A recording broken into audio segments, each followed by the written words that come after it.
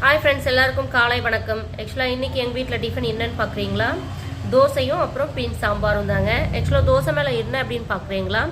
தோசை மேலே வந்து பார்த்திங்கன்னா ஆனியனும் அதுக்கப்புறம் வந்து பார்த்திங்கன்னா கேரட்டும் துருவி போட்டிருக்கேன். ஏன் அப்படின்னா கேரட் பொரியலெல்லாம் செஞ்சால் எங்கள் வீட்டில் சாப்பிட மாட்டாங்க, பசங்களும் சரி சாப்பிட மாட்டாங்க.